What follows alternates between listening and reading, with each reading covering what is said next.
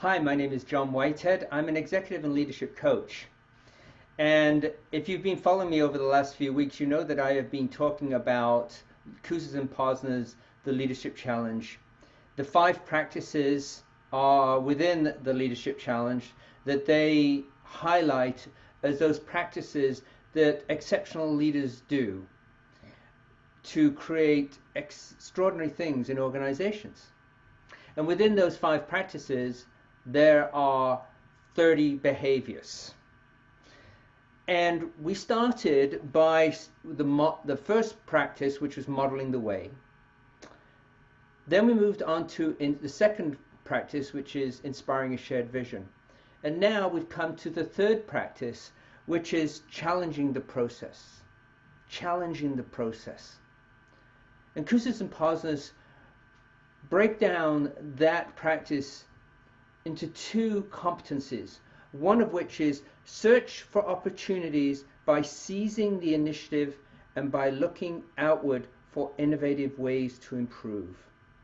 So those extraordinary leaders who challenge the process, they search for opportunities by seizing the initiative and by looking outward for innovative ways to improve. They also experiment and take risks by constantly generating small wins and learning from the experience.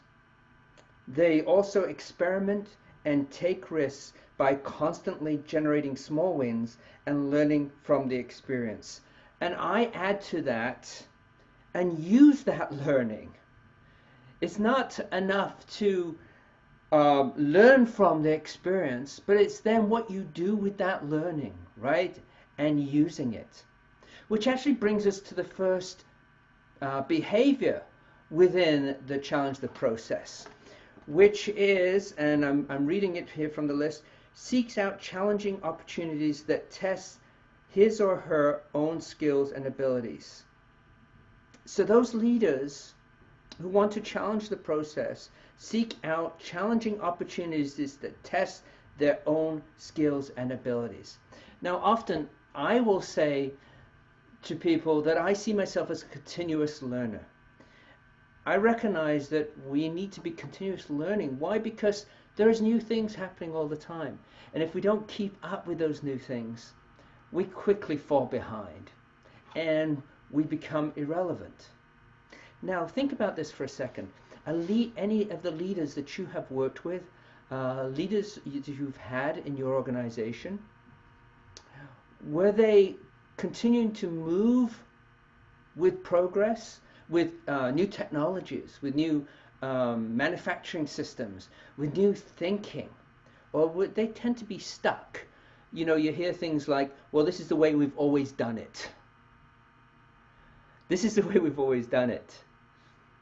And won't listen to new ideas and new thoughts. So don't get trapped in that yourself. Continuously to look. How do you do that? Well, some of the things that I do is I have a list of websites, blog posts that I follow. And when I see things that connect with me, I share them.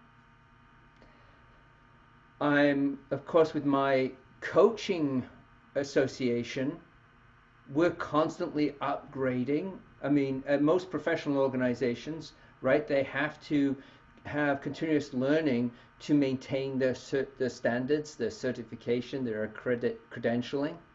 Coaching is no different than that. And so we have to be continuously up to date. Now, I could say that forces us to be continuously up to date, but in my case, I actually enjoy that, continuously reading. So that's a challenge for you from me today, is continuously learning. Keep up to pace with what's happening in your industry. If you're wondering what that might look like, you've got questions about it, you feel that you're stuck, those are those moments when coaching may help. Those are those times we're having a conversation with somebody who is a trained coach, who knows what questions to ask to help you get unstuck, may come in helpful. If If you're wondering about that, you can reach out to me. You can go to the International Coaching Federation's website and search a coach to look for somebody in your geographic area if that's more helpful. But think about that. Maybe do that. You never know what you might find, and it's all about learning. It's learning about your organization, it's learning about your profession, it's learning about your area of expertise, and it's also learning about yourself. Thank you and have a great week, and we'll talk to you again next week.